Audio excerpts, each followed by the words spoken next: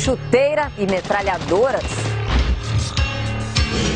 Imagine se um dos maiores craques do Brasil interrompesse a carreira para ir para a guerra. Isso aconteceu na década de 30. Você vai ver a história desconhecida de Friedenreich. Do túnel do tempo, mergulhar numa história esportiva incrível. É a história de quando um dos maiores jogadores do Brasil abandonou a bola para lutar armado contra o governo de Getúlio Vargas.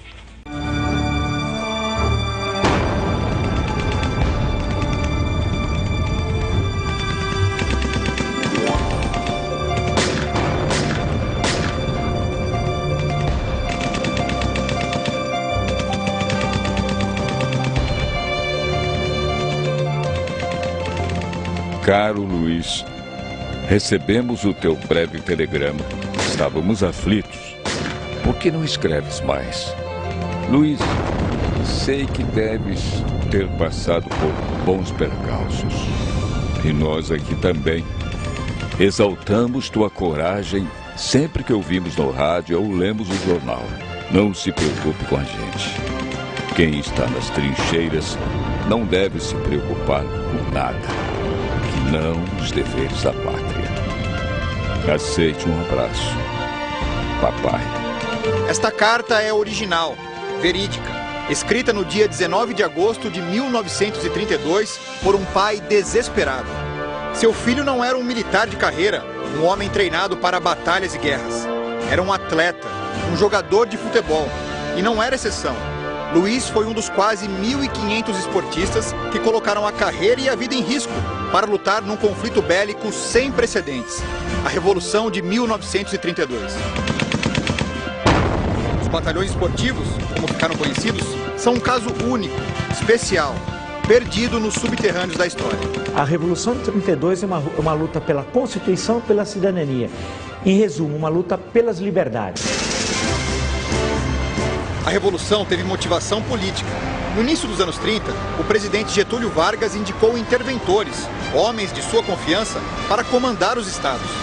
Revoltada, a elite de São Paulo dizia que se tratava de uma ditadura, exigia a convocação de eleições e uma nova Constituição.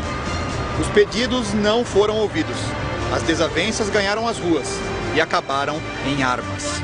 A Revolução de 32 ela foi muito mais do que um levante paulista, é um levante nacional, brasileiro, com a participação do Rio Grande do Sul, Minas, no Rio de Janeiro, aqui em São Paulo, no Nordeste e no Norte.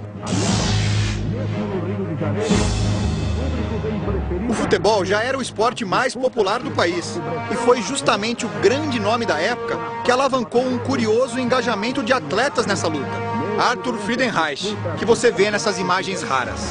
É o futebol, senhoras e senhores. É o futebol apresentando astros como Friedenreich. Ele é um ídolo, né? É o primeiro ídolo do futebol. E quando surge a Revolução em 32, ele é o primeiro, é um dos primeiros atletas, isso em âmbito geral, não só no futebol, a doar as suas riquezas. Ele vai doar seus troféus, ele vai doar medalha. Friedenreich não fez só doações. Ele queria ir para o fronte de batalha e arrastar seus colegas esportistas. Começou então a convocar companheiros em pronunciamentos de rádio, o meio de comunicação de maior alcance da época. Meus companheiros esportistas há mais de 20 anos, como sabeis, sinto toda a energia que vós esportistas também certamente o sentem. Sinto com o direito de vos dirigir veemente apelo para que imitais meu gesto, inscrevendo-vos na mobilização esportiva, a fim de que todos, juntos, defendamos a causa sagrada do Brasil. Tudo por São Paulo e por um Brasil unido. O apelo ecoou e mexeu com famílias inteiras de atletas. Em Rio Claro, a 200 quilômetros de São Paulo, os irmãos Walter e João Reder Neto, duas revelações do atletismo brasileiro, decidiram interromper a carreira. Trocaram as pistas pela guerra. Um atleta, ele é um ser humano que participa da sociedade, né? Ele participa das conquistas, das dificuldades e das lutas da sociedade. Isso é apenas uma obrigação como cidadão. E eles cumpriram essa obrigação. O engajamento tinha um preço. Os irmãos Reder eram nomes certos nas Olimpíadas de Los Angeles, em 32. Ao pegarem armas, abriram mão do sonho de quase todos os esportistas. Muitos outros tomaram rumo semelhante e o Brasil praticamente não contou com representantes de São Paulo nos Jogos. Ele não se arrependia daquilo que não ocorreu. não chorava o leite derramado. Reder Neto deu várias provas de bravura, mas para o campeão do salto triplo havia um limite. Quando ele estava na frente de combate, ele se negava a... Ele não acreditava que poderia, ele se negava a matar brasileiros, a matar companheiros. Então, eles tinham uma metralhadora, mas ele não operava a metralhadora. Eles tinham uma matraca, fazia pá, pá, pá, pá, pá, pá, pá, pá, pá, com o som da metralhadora, para enganar as tropas inimigas e ter a certeza efetivamente que com esse barulho eles manteriam o inimigo à distância, mas sem precisar matar ninguém. O Esporte Espetacular teve acesso a documentos raros e conseguiu detalhar a participação dos esportistas na Revolução. Um fato é marcante: não houve muito tempo para transformar atletas em soldados. Eles treinaram apenas 2 semanas e partiram para o combate no dia 2 de agosto de 32. O primeiro batalhão, formado por 800 homens, foi deslocado para a região de Eleutério, próximo à fronteira com Minas Gerais. O segundo, com 600 atletas, foi lutar ali perto, na região da Mogiana. Ninguém teve vida fácil. Em um dos combates mais duros, os esportistas ficaram quase um mês inteiro sob fogo cruzado. Logo que chegaram a Eleutério, foram batizados com fogo valente. Aguentaram firme durante 26 dias, sempre combatendo.